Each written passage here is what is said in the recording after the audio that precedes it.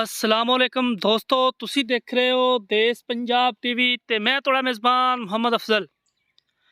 दोस्तों आज की वीडियो जनाब शुरू करने तो पहले माशाल्लाह हर बंदे ने पढ़नी है क्योंकि खूबसूरत चीज़ अपने वीरां दी नज़र करन लगे हैं जनाब। बड़ी खूबसूरत चोटी देश पंजाब चैनल की जीनत है और इंशाल्लाह देश पंजाब चैनल एक दुनिया का वाहद चैनल है जिन्हें हमेशा खूबसूरत और लाजवाब नीली दे ब्रांड चढ़ते ने। नीली दे ब्रांड तो हट के कदे कोई चीज़ अपलोड नहीं की कि एवें गल्लां दे कोलों ठोकी जाइए। यह वीडियो जनाब कैमरे की नज़र है, ये कोई फेसबुक तो डाउनलोड नहीं की, ये किसी चैनल तो डाउनलोड नहीं की।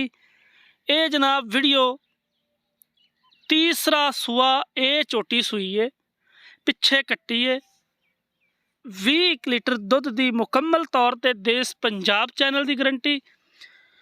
ये नहीं कि इत्थे चुआवांगे, इंशाल्लाह अगे जाके भी साड़ी गारंटी होएगी 20 किलो की। अगर किसी वीर भरा दे घर जाके भी चोटी 20 किलो दुध ना देवे, असी चोटी वापस रखन दे पाबंद होवांगे इंशाल्लाह। यह गल मेरी रिकॉर्ड है क्योंकि जिहड़ी गल वीडियो दे विच रिकॉर्ड हो जाती है उस गल तो मुकरिया नहीं जाता। बाकी चोटी तुसी देख लैनी है, तसल्ली तुसी करनी है। स्याह काली नीली दा ब्लैक गोल्ड हीरा निरा हीरा और तराशी मूरत थन मुठ तो थोड़ा जिना लंबा।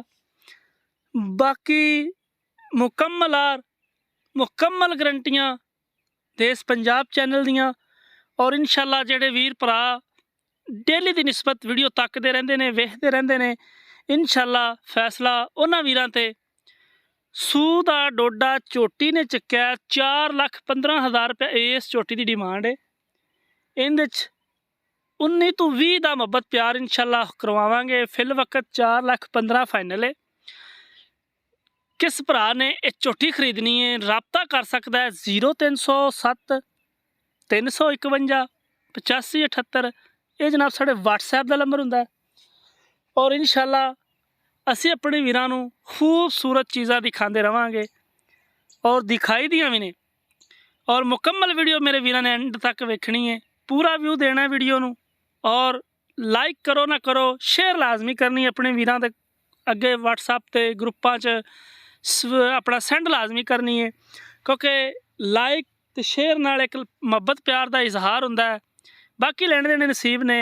चोटी पसंद आवे लाइक शेयर लाजमी करना। जिंदगी तो मिलांगे एक नई तो खूबसूरत वीडियो नाल। अल्लाह हाफिज़। पाकिस्तान जिंदाबाद।